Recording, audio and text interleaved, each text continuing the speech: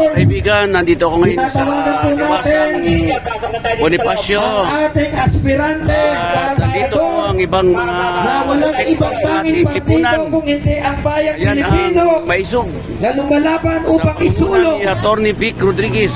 ang death penalty laban sa korupsyon, isulong ang death penalty laban sa droga, Dumadami na po at higit mga sa tao lahat, ngayon dito. isulong ang lahat ng pupwedeng maging pakinabang sa perong Pilipino, walang iba, hindi si Atty.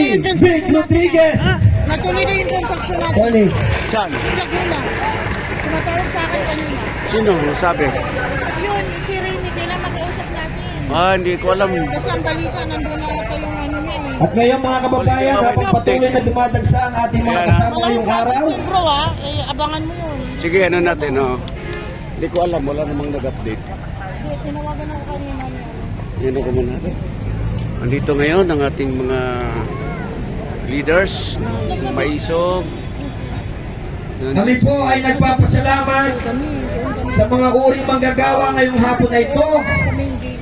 na galing pa ho sa iba't ibang dako ng norte, ganun din sa south. Ay bilang Tayo po ay binubuo ngayong araw na ito sa Liwasang Bonifacio kung dito man ko na 6,000 obrerong Pilipino. Mabuhay ang manggagawang Pilipino! Mabuhay! Mabuhay ang Pilipinas! Mabuhay! At sa tako po ito, akin po tinatawagan para po sa ating panalangin. Ngayong hapon, palapakan po natin Atty. Mirales. Atty. Dagger ka na rin ba? Yes.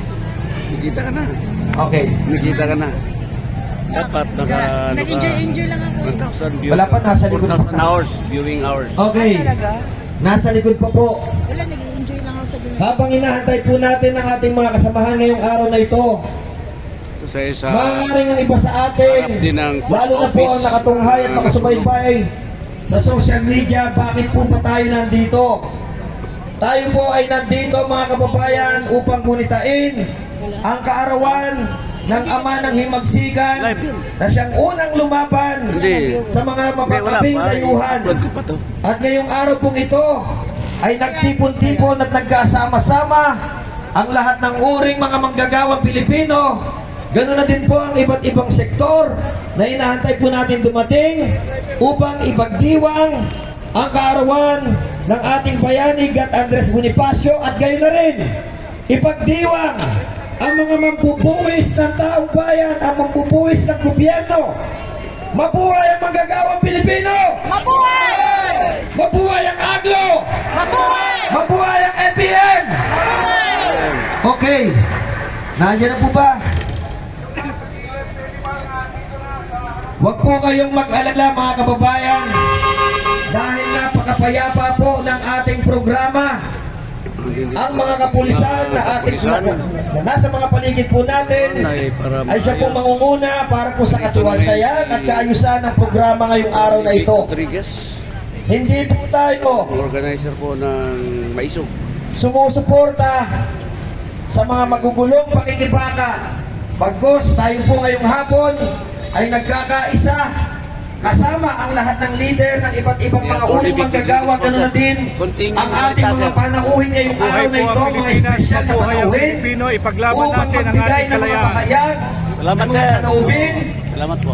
Ngayon po Si Atty. Vic Rodriguez nakaupo ngayon. ay isang malinaw na nakasaad sa ating konstitusyon na tayo pong mga Pilipino ay may kalayaang magpahayag ng ating mga damdamin. Lalo na kung ang ating gobyerno ay nagmamalabis. Lalo na ang ating gobyerno ay nagtitimpisaw sa kaban ng bayan na galing sa dugo at pawis ng mga uring manggagawa. Mabuhay ang manggagawang Pilipino! Meron pa rin. Uri ka! Pwede ba dito sa uri ka? Mga taga-bataan.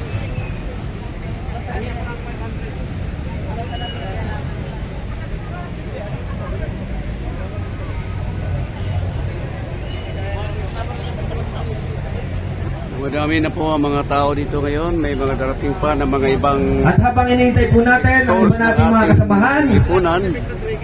para makasali Nakikiusap po tayo. at Pakipray nga po tipon dito sa ang pag-ibig sa tinubuang lupa. Habang hinintay po natin ang ating kasamahan. Yung nasa gilid yan, pwede ba dito tayo sa harapan? Sa gilid, oh. Kunin natin dito ang harapan.